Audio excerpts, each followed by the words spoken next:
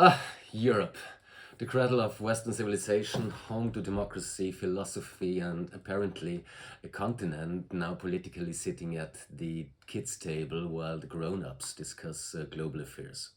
Welcome back to the BridgeHammer Podcast, where we break down the world's biggest stories with a dash of Austrian sarcasm and existential dread. Today we are talking about the latest peace talks for Ukraine, hosted not in Geneva or Brussels or Berlin, but in Riyadh, Saudi Arabia. Yes, because when you think of European security crisis, your mind naturally goes to the Arabian Peninsula. So, what about these peace talks excluding Europe? What happened in Riyadh? The US and Russia sat down for what they called the most extensive engagement since 2022. The main stars: Marco Rubio, US Secretary of State, the guy Trump used to call Little Marco and accused him sweating like a dog back in the 2016 during the primaries, and Sergey Lavrov, Russia's forever foreign minister who probably has a membership card for every geopolitical crisis since the Cold War. Europe, of course, was not invited. Because why would you invite the continent where the actual war is happening, right? It's like hosting a wedding without the bride and the groom. So, what was the key highlights, the key takings from the talks? The US and Russia agreed to set up diplomatic teams. Discussions included security guarantees for Ukraine and, of course, territorial disputes. The US stressed that all sides must take concessions. And Ukraine's response? President Zelensky stated, "We won't accept outcomes from talks we weren't part of." And I'm not a great fan of Zelensky at all, but that's fair. It's like your neighbors deciding the color of your living room without asking you. Let me quote Sergey Lavrov. "Why would Europe be at Ukraine talks if they want war to carry on?" Yes, Lavrov with his classic hits, blaming Europe for wanting war while his country annexes land. He's like the arsonist, blaming the fire department for taking too long. So, what was Europe's reaction? How did we react? With outrage, with diplomacy, with threats? Nope, not at all. We got Weimar Plus, a fancy new club including France, Germany, Poland, the UK, Spain, Italy, and the European Commission. Because if there's one thing Europe loves, it's forming new groups with old members to feel relevant. Let me quote some European leaders. The French foreign minister said, "Without Europe, there is no just and lasting peace in Ukraine."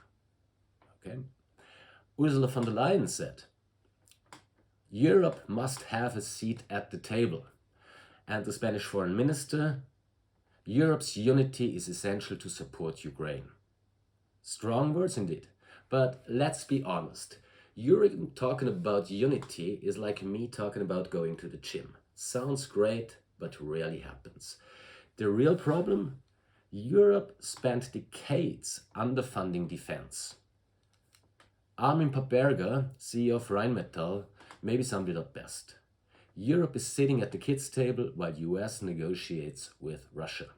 And okay, the guy definitely has some self-interest. I guess he wants to sell some more tanks, but unfortunately, he's not totally wrong.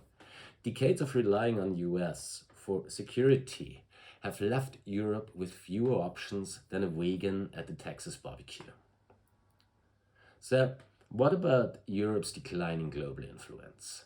Let's zoom out. This isn't just about Ukraine. Europe's influence on a global scale is fading faster than my New Year's resolutions. Examples for Europe's decline? First, the diplomatic exclusion. US-Russia talks in Saudi Arabia, no Europeans, about a European issue. China is brokering peace in the Middle East while Europe sits aside and watches. Second, Europe's economic weakness.